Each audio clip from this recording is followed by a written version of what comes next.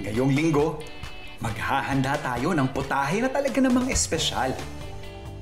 Ina-assemble ko ngayon ang kawayang pagsasabitan natin ng pork belly roll na lulutuin natin dito sa Lotgar Farm Resort.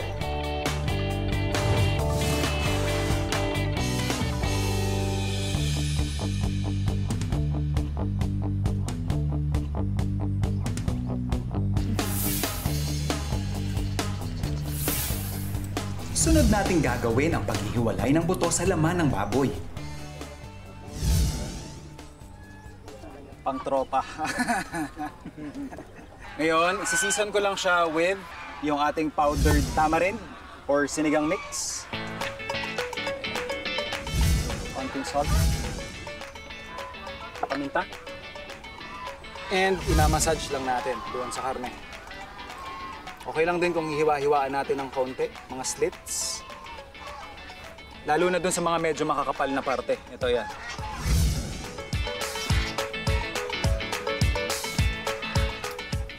So habang namamarinate yung ating pork ng ating salt, pepper, tsaka ng ating powdered tamarind, ready naman natin yung ating spices.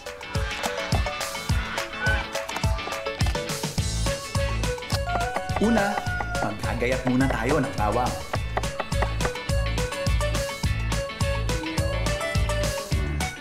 Maghihiwa rin tayo ng sibuyas.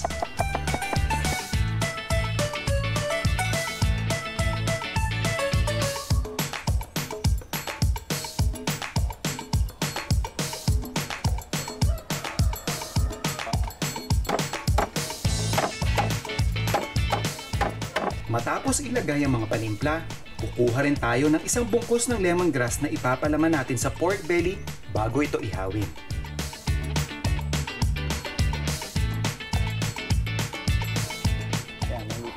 Maingat nating isasabit ang pork belly roll sa kawayan gamit ang alambre. Hindi nakakalas to.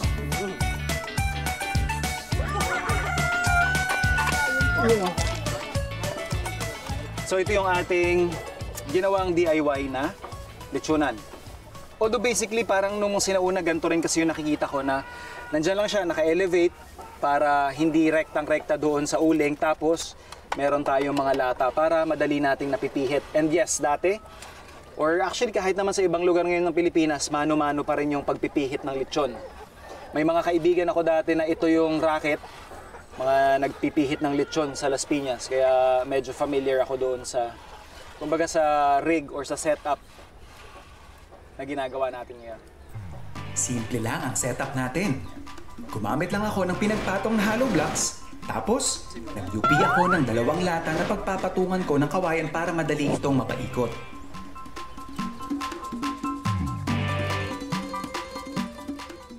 Pag may nakikita kayo sa lechon ninyo na parang yung balat ay gusto nang pumutok, tulungan nyo silang mag-pop. Kasi pag hindi, yun yung parang nagpapakunat doon sa lechon eh. Hindi siya totally magiging crispy. And then yan, later on, papahiran din natin siya ng mantika. Yan. So mapapansin nyo yan, parang may blister na ganyan. Tulungan yan. Yan. Para makasingaw kasi nagsisteam.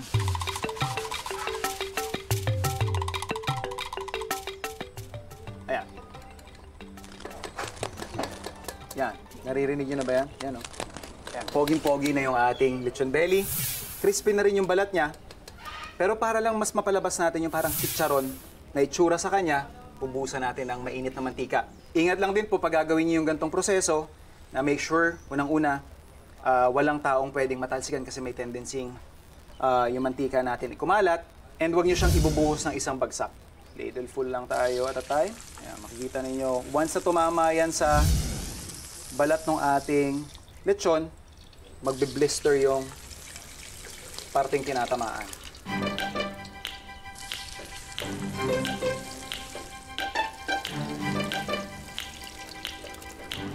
Yan, kaya nagbibigay siya ng ganyang texture.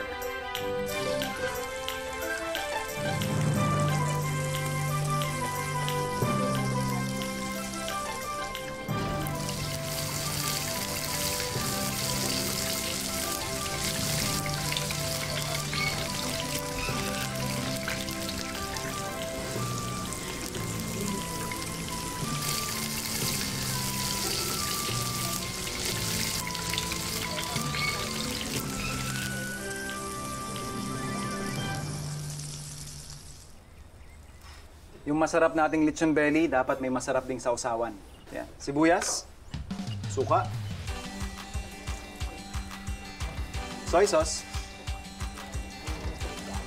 and yung ating calamansi juice, brown sugar,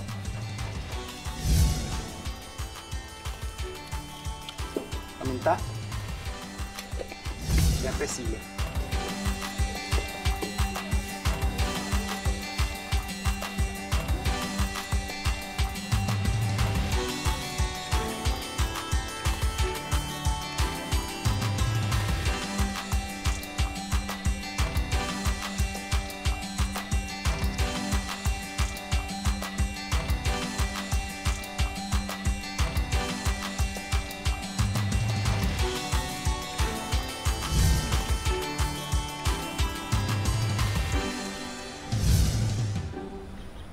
Tropa! Tara, let's go! Sir, kunin na po ito lahat.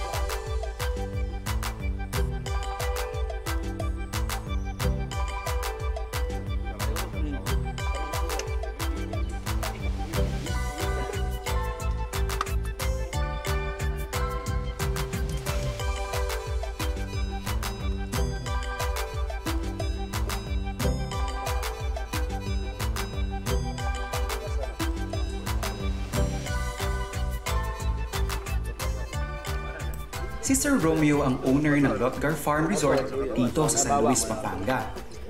Patok na patok itong destinasyon sa magbabarkada at magpapamilya dahil sa samot-saring resort activities na pwedeng gawin dito. Isa na dyan ang pamamangka sa malawak nilang fish pond, paglangoy sa swimming pool, pagre-relax sa kanilang floating kubo, at pakikipag-bonding sa kanilang mga alagang hayop.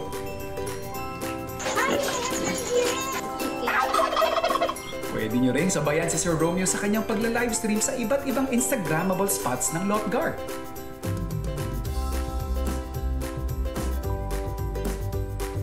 Paano po nag-umpisa yung parang konsepto ninyo? Kasi pansin natin, 20 hectares yung farm ninyo, di ba sir? Oo. May kanya-kanyang section. Oo, kanya-kanya. May poultry kayo doon. Ito, nandito tayo ngayon sa parang pinaka-resort. Kasi minsan pag may farm, magkakasama na di ba? Dumarating na lang sa ano ko yun isip ko tsaka to sa dahil tubig ito. Dito kasi ano yan mga kabata, mga incubator, tapos palaki, and then lilipat na pagka malaki na. Okay. Kumbaga parang pinag-isipan nyo base doon sa cycle nung mga inaalagaan ninyo. Pero interesting lang po na yung resort ninyo, walang entrance fee. Wala, libre lahat dito. Talaga. Yun yung parang kumbaga binabalik nyo sa community. Yung ano ko yun, parang... Panata. Oo, panata na. Okay. Sa Tagalog. Oo. Tapos yung mga fish pond nyo po dito, mga gaano karami yung napoproduce? Ilang tonelada po yung nahahango nyo dito? May kita 300.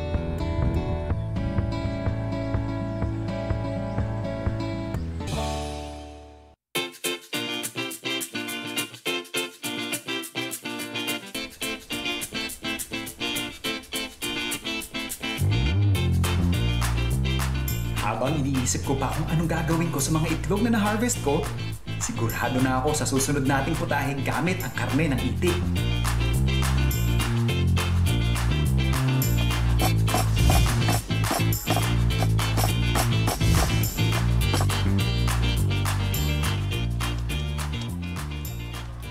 So the first thing that I'll do sa ating asadong itik ay i-infuse ko muna yung ating mantika ng ating ginger tsaka nung ating leeks. So yeah, hindi pa ganun kainit yung mantika natin. Kasi gusto kong magkaroon ako ng enough time para magayat ko rin yung ating itik bago ko ilagay yung iba pa nating ingredients. Habang nag-infuse tayo ng ating mantika, gagayatin naman natin yung ating itik. Diyos ko Lord. Mukhang solid na solid to. And ayan. Ito pa yung isang paborito natin. Itlogan. Tapos, yan yung isi-serve natin mamaya. And sa may mga alagang hayop sa bahay, pag meron kayong manok na ganyan, usually binibigay niyo yan sa mga bata ninyong anak or kung sino man yung may sakit. But basically, to someone special. So akin yan mamaya.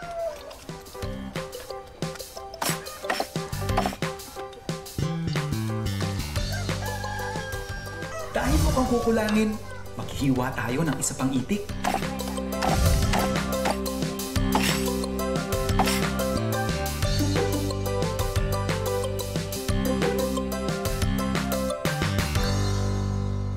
So yan, medyo nag-sear na or nagkulay na ng kaunti yung ating laman or mga karne. Tatanggalin ko lang siya sa mantika kasi bubuuin na natin yung asado profile ng ating dish.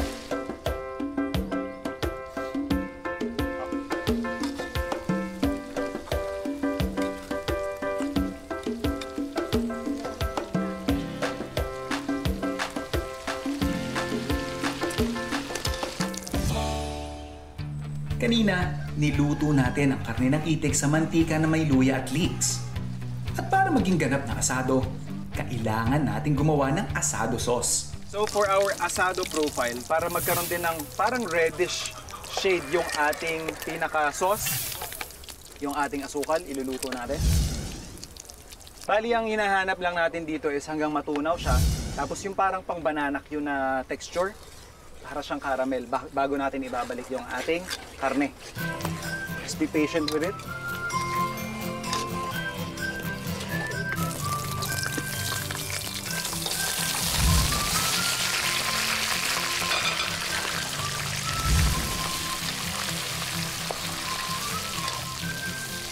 Ilalagay na natin yung ating pineapple juice.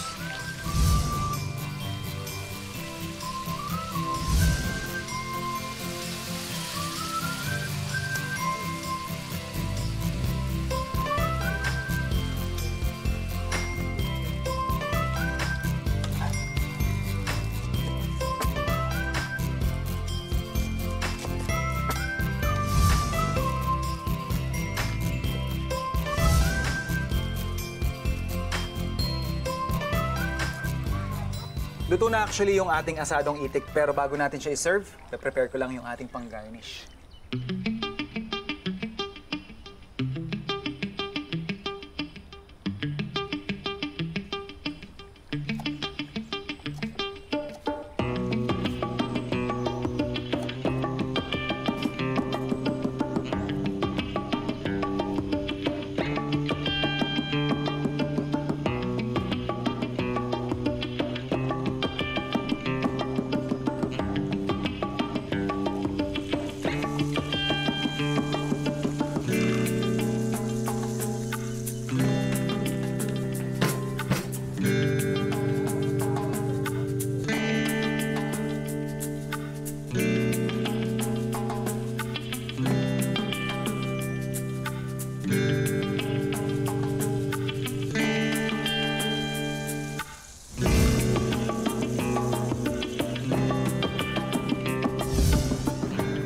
Lambot, di ba?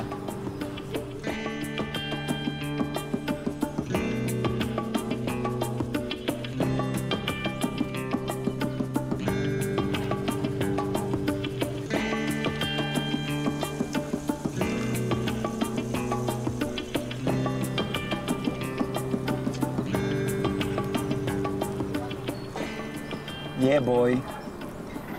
Nako po. Laban. Yung signature na tamis ng asado. Talagang naglalaro siya dun sa panlasang Pinoy. Tapos hinahagod nung mixture nung spices natin. So parang, kung normal na tamis lang, medyo mauumay ka. Pero dahil dun sa ibang spices, mas naging balanse. Tapos yun nga, yung lambot, pagka-juicy ng ating karne. Solid. Medyo nakakatakot yung mantika, pero isipin natin, galing dun karamihan sa itik natin. So, for me, laban.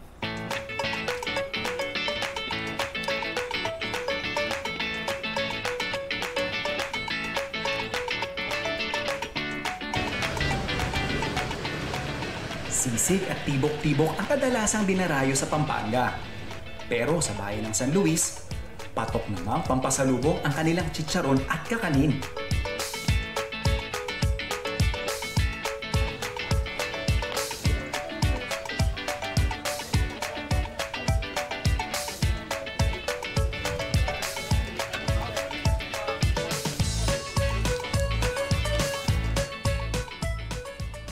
ito yung luto na. Tapos ito yung tinatawag nilang pabato.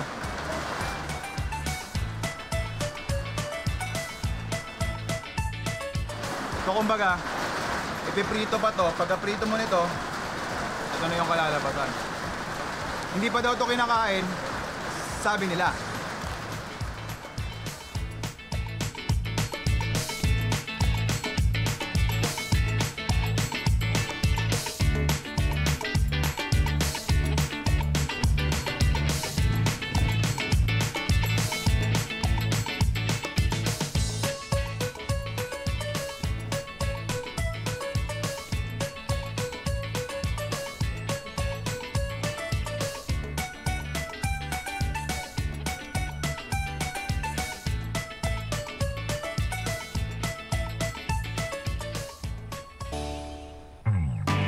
Bunsod ng pandemya at paghahanap ng solusyon sa pesteng sumisira sa kanilang mga palayan, umiral ang pagiging malikhain ng mga kapangpangan. Ang dagang bukid na dati ay perbisyo ang hatid, maraming kabuhayan ang naitawid. Ang bilis mag-reproduce na ang isang daga. So ayon sa research, ang inahing daga o ang babaeng daga, for example, nanganak siya ng morning, so maaari or possible siyang mabuntis ng afternoon or the evening. Ang isang daga, kaya niyang kumain ng 25 kilos or half caban of rice. Since ang mga dagang bukid ay peste, gumawa kami ng program. Ito po yung Wanted Mr. Rat. So kada nahuhuling daga, ang isusurrender sa bayan or sa munisipyo, 5 pesos namin binabayaran last 2020. Then last year, tinaasan namin. So, naging 10 pesos na kada isang buntot. Yun, inisip namin, yung 5 pesos na yun or 10 pesos, napakalaking tulong sa kanila. May mga kababayan kami na nakakapag-surrender ng 1,000 pieces of tails kada isang araw sa pag-surrender. So, times 5 or times 10, napakalaking halaga na yun sa isang araw para pangkain ng kanilang pamilya. Mabilis na ipinakita sa atin ni RD kung paano ang lokal na peste ay naging masarap na putahe. Yung adobong daga na niluluto ko is mabenta nga siya dito sa bayan ng Service, so 120 to 140 pesos.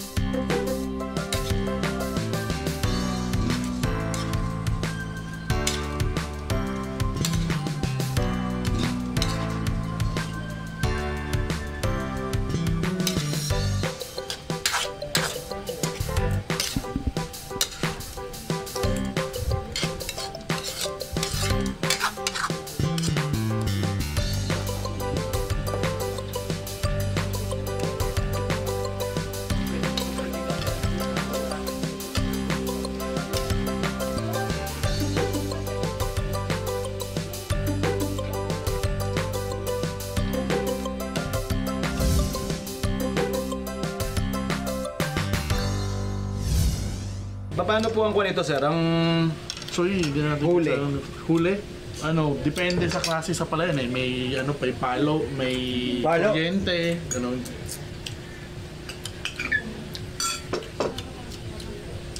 siguro nakakain ako nito once. Like, sobrang tagal na. Mga 20 years na rin. Sarap. Lamited siya. Walang weird taste, walang... Like, Masarap po sa manok. alam ko cliche na to or lagi yung napapakinggan, pero yeah, para siyang lasang manok. Sarap sa manok. Ha? Masarap, malasa. Wala siyang lansa, wala siyang gaminess na binibigay. Source pa rin to ng protein. Diba? Okay. Ano yan? Tsaka sure siya palay. na herbivore, parang kinakain niya lang rin sa palay. Yeah. So no other things siya na kinakain. Especially pag yung lugar ninyo is napepeste na ng hayop na to. So, instead na gumamit kayo ng chemicals na para mag-exterminate, Natural Yeah. way. Sarap niya. yeah. Bagay na bagay sa orange natin Oranges. na nabula, no? Cheers, sir. Ayan. Sir. Yan ang masarap. Yun ang pang-commercial na siya. Sila na yung mga awkward.